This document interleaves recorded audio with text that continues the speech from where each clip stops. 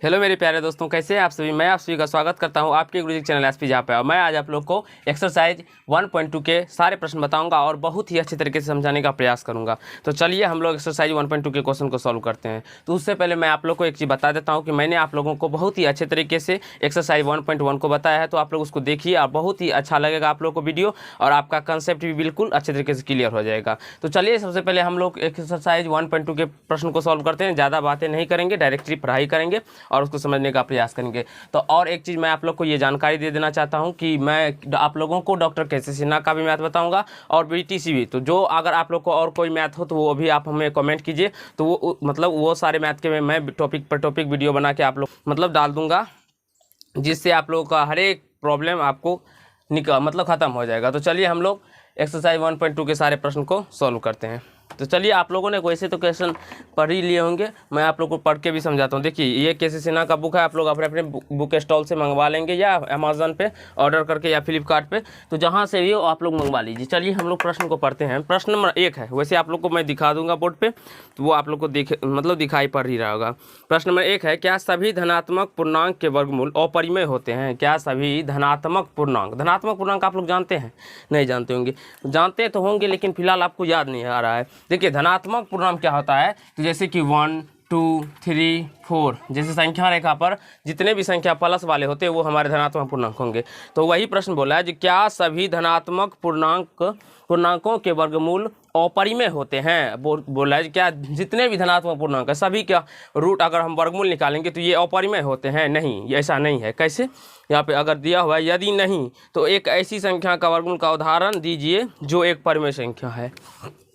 Question number 1 इसका नहीं हो जाएगा, और उदाहरण में दे दीजिएगा आप लोग कुछ भी। उदाहरण में आप कोई सा भी ले सकते हैं, जैसे कि रूट 9 भी ले सकते हैं, इसका वर्गमूल क्या होता है? 3 होता है। रूट 4 भी ले सकते हैं, रूट मतलब कहने का मतलब आप लोग रूट 16 भी ले सकते हैं, रूट 25 भी ले सकते हैं। ये सभी धनात्मक पूर्णांक हुआ, और लेकिन इसका अगर आप लोग वर्गमूल निकालेंगे तो ये क्या होगा? तो एक परिमेय संख्या होगा। तो क्वेश्चन नंबर 1 आप लोग को बहुत ही अच्छे तरीके से समझ में आ गया होगा, आशा करता हूँ। चलिए क्वेश्चन नंबर 2 को समझते हैं। तो क्वेश्चन नंबर 2 बोला है मेरा, जो निम्नलिखित कथनों में सत्य कथन पहचाने। तो ये तो आप लोग प्रश्न देख ही लिए होंगे। सबसे पहले देखिए 2 के 1 में बोला जो रूट 5 एक परिमेय संख्या है। अब देखिए, ये सभी बच्चे जानते होंगे जो रूट 5, रूट 2 या रूट 3, रूट 4, रूट 3 ले लीजिए, रूट 6 ले लीजिए, रूट 7 ले लीजिए, रूट 11 ले लीजिए, रूट 13 ले लीजिए, यानी कि जिसका भी वर्गमूल मतलब पूरा मेरा एग्जैक्टली मान नहीं आता है वो सभी संख्याएं क्या होता है? तो अपरिमेय होता है। इसमें बोला जा रहा है, जो कहने का मतलब जो ये रूट 5 एक परिमेय संख्या है, तो हम क्या बोलेंगे? नहीं, ये असत्य है मेरा। रूट 5 एक अपरिमेय संख्या है, ना कि परिमेय संख्या। तो आशा करता हूँ क्वेश्चन नंबर 2 के 1 समझ में आया होगा। अब बोला रूट 25 बटा 169 एक परिमेय संख्या है। रूट 25 बटा 169 यानी कि इस प्रकार से अंदर रूट 25 बटा 169 ये परिमेय संख्या है। तो चलिए इसका हम वर्ग निकालेंगे, तो इसका स्क्वायर रूट निकालते हैं, तो ये 25 का 5 हो जाता है और इसका 13 हो जाता है। ये P/Q के फॉर्म में आ गया, तो ये परिमेय संख्या है। तो ये क्या हो जाएगा? तो मेरा सत्य हो जाएगा। ये क्या हो जाएगा मेरा? तो सत्य हो जाएगा। अब चलिए हम लोग देखते हैं, बोला है जब प्रत्येक संख्या जो पूर्णांक नहीं है, एक अपरिमेय संख्या होता है। प्रत्येक संख्या जो पूर्णांक नहीं है एक अपरिमेय संख्या होता है। ये भी मेरा क्या हो जाएगा? तो असत्य हो जाएगा। ये भी क्या हो जाएगा मेरा? तो असत्य हो जाएगा। कैसे? 3/2 एक पूर्णांक नहीं है। देखिए ये भी क्या हो जाएगा? तो असत्य हो जाएगा। असत्य कैसे? अब अगर हम 3/2 का बात करें तो कैसे, अगर इसमें कैसे पूछ रहा है एक नहीं, ये भी औसत है, लेकिन बता देता हूँ कैसे। देखिए 3/2 पूर्णांक संख्या नहीं है। कैसे? आप बोलेंगे सर कैसे पूर्णांक संख्या नहीं है? क्योंकि कभी भी संख्या रेखा पे हम अगर बात करते हैं तो ये प्लस इन्फिनिटिव से माइनस इन्फिनिटिव तक के बीच की सभी संख्याओं को हम संख्या रेखा कहते हैं, संख्या रेखा। अब इधर आएंगे तो माइनस में आता है और इधर प्लस में आता है, तो ये 3/2 कहीं भी संख्या रेखा पर मतलब नहीं आता है, इसीलिए पूर्णांक नहीं हुआ। और अगर बात करें तो 3/2 क्या है? मेरा एक परिमेय संख्या है। इसमें बोला है जो कि जो पूर्णांक नहीं है, जो पूर्णांक नहीं है वो क्या हमारा अपरिमेय संख्या होते हैं? तो नहीं, ऐसा गलत है। तो चलिए आप लोग को क्वेश्चन नंबर 2 के 3 नंबर भी आप लोग को अच्छे तरीके से समझ में आ गया होगा। अब हम लोग 3 के 1 नंबर प्रश्न को सॉल्व करते हैं और उसे ही बहुत अच्छे तरीके से समझने का प्रयास करते हैं। क्वेश्चन 3 के 1 में बोल रहा है जो परिमेय संख्या, वैसे तो आप लोग को मैं बोर्ड पर दिखा ही दूंगा ये सारे प्रश्न को, तो वैसे आप लोग को समझ में आ रहा होगा। जो परिमेय संख्या 8/27 का दशमलव निरूपण है, मतलब परिमेय संख्या रेशनल नंबर का 8/27 का हमें दशमलव निरूपण पूछ रहा है, क्या होगा। तो जब इसको आप लोग भाग दीजिएगा तो भाग देने के बाद आप लोग को निकल जाएगा 0.296 के ऊपर में बार आ जाएगा, ठीक है।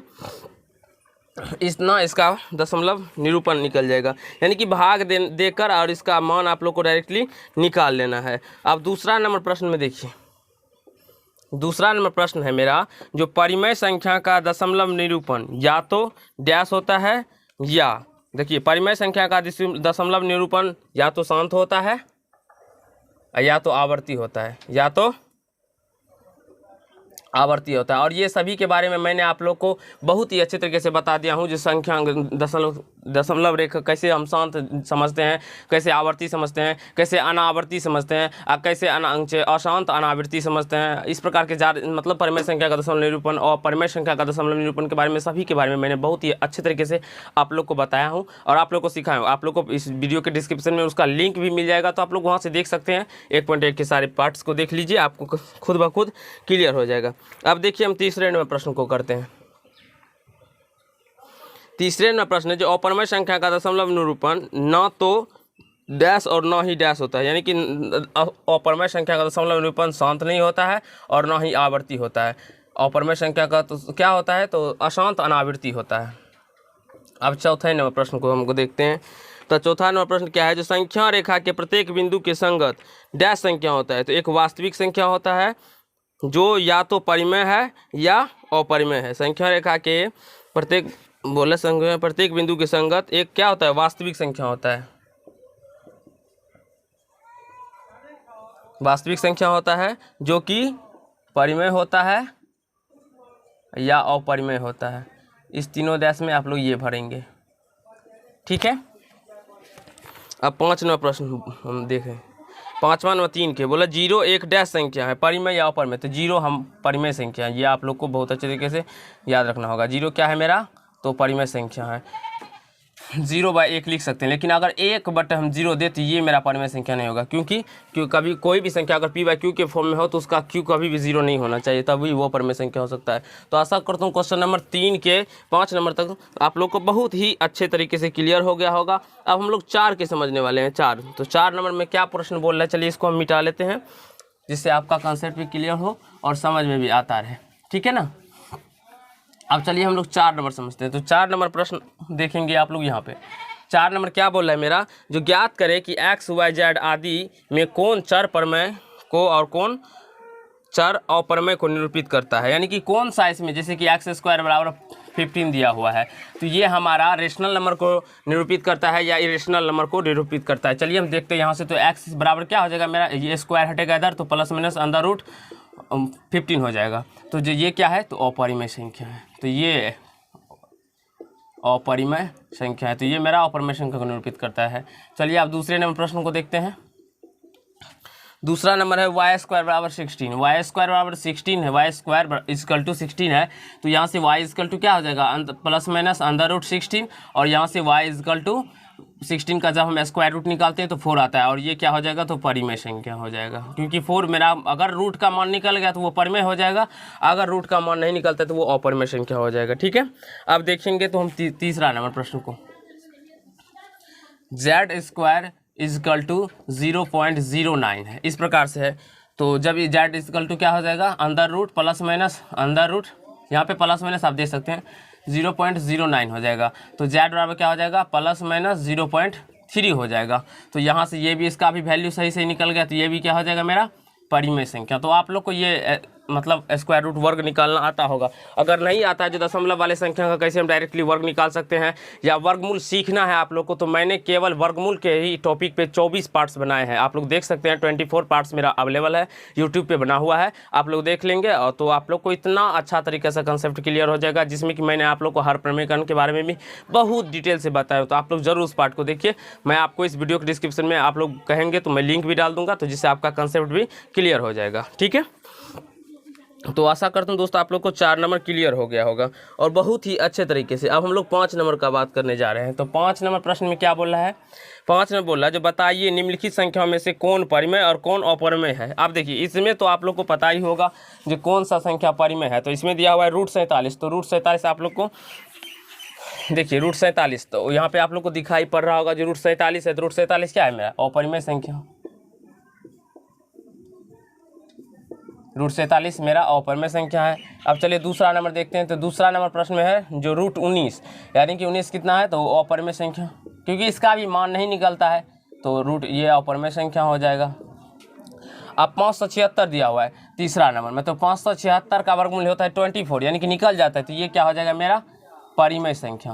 तो जिसका निकल जाएगा स्क्वायर रूट, एग्जैक्टली वैल्यू निकल जाएगा, वो हो जाएगा परिमेय संख्या। ठीक है, अब चलिए चौथे नंबर प्रश्न को हम बात करते हैं। चौथा नंबर में है 1 पॉइंट इस प्रकार से 1.23232333 इस प्रकार से है। तो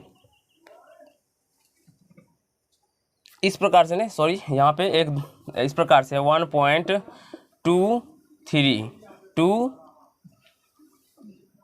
दो बार 3 है, फिर 3 बार 3 है, डैश डैश डैश, इस प्रकार से है। तो इस प्रकार की संख्या मेरा अपरिमेय संख्या हो जाएगा। कैसे, मैं अभी आप लोग को सिखाता हूँ, जो आप लोग कैसे समझेंगे।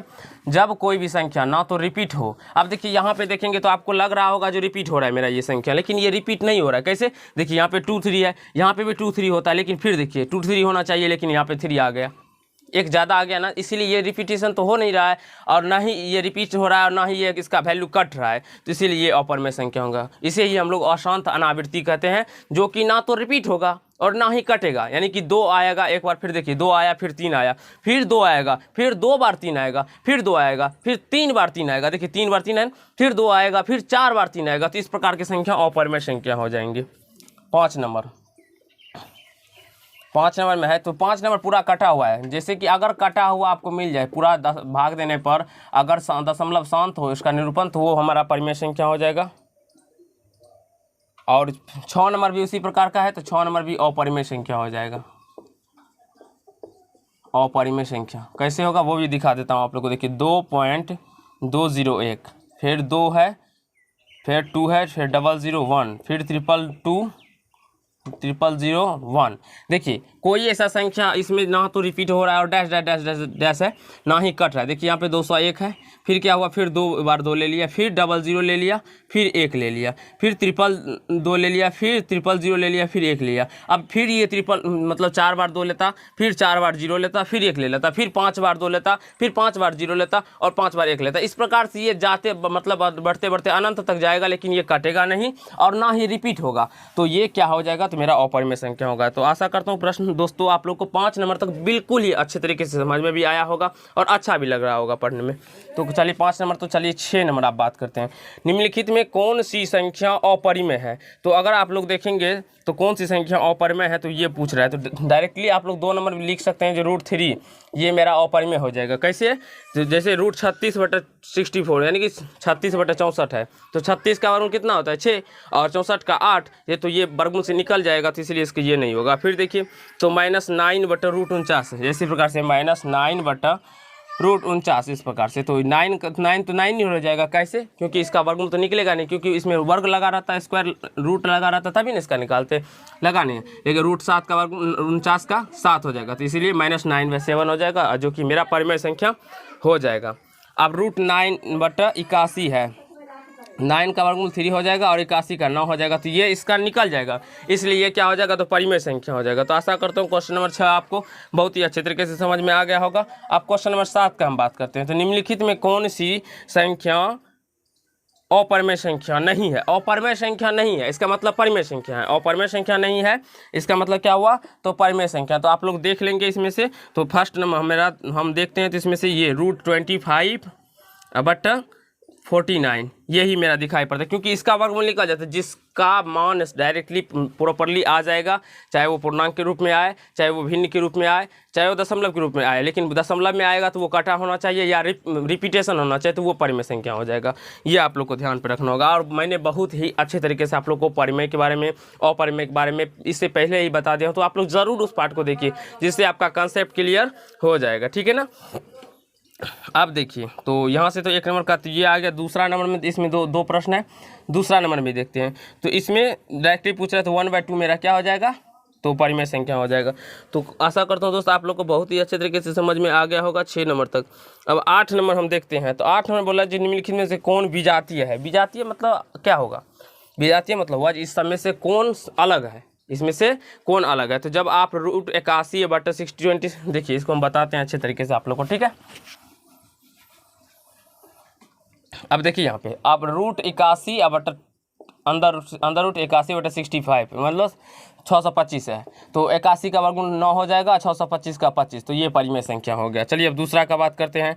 तो ये 625/324 है, इसका अंदर रूट है, तो ये 625 का वर्गमूल 25 और 324 का 18 हो जाएगा। ये आपको याद रखना होगा, तभी हमको याद है, अभी स्क्वायर याद है तभी हम लोग निकाल पाते हैं। तो अगर आप लोग भी स्क्वायर 1 से 40 तक का याद करेंगे या 50 तक याद कर लीजिए, आप लोग को बेसिकली सब पता चल जाएगा।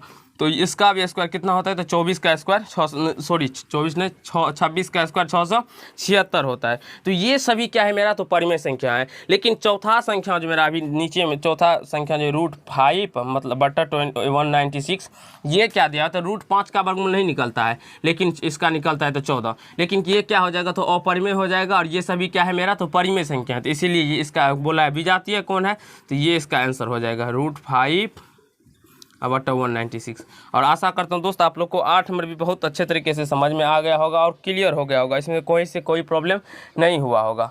चलिए दूसरे नंबर प्रश्न को देखते हैं। तो दूसरा नंबर भी उसी प्रकार से है, तो आप लोग दूसरा नंबर भी बनाना चाहेंगे तो बन जाएगा। देखिए इसमें √7 दिया हुआ है और 3√17 दिया हुआ है, इसमें 4 मतलब करके 25/256 दिया हुआ है और √33 दिया हुआ है। तो इसमें जब आप लोग निकालेंगे तो इसका क्या निकल के आ जाएगा, ये सभी क्या है ना, तो √7, ये 4 इसके अंदर नहीं दिया हुआ है, 4 बाहर में है। इस प्रकार से आप लोग को लग रहा होगा, यहाँ पे देखिए मैं आप लोग को दिखा देता हूँ, ये 4 जो है इस रूट के अंदर नहीं है, इसका मतलब इसमें 4 में से एक नहीं लेना है, इसमें 4 बाहर में है, तो इसलिए इसका आंसर यही हो जाएगा। क्योंकि ये तीनों अपरिमेय संख्या है, एक यही ठो केवल जो है परिमेय संख्या है, क्योंकि 25 का 5 हो जाएगा, 256 का 16 नहीं 256 हो जाए। तो आशा करता हूँ क्वेश्चन नंबर 8 तक बहुत ही अच्छे तरीके से आप लोग को समझ में आ गया होगा और आप लोग को अच्छा भी लगा। अगर आप लोग को अच्छा लगा तो लाइक कीजिएगा, कमेंट कीजिएगा और जितने हो सके अपने हर एक दोस्तों के पास इसको शेयर कीजिए, क्योंकि एक लाइक ही आप लोगों को गुरु का मोटिवेशनल बना सकते हैं। तो दोस्त आज के पार्ट में हम लोग इतना ही करने वाले हैं।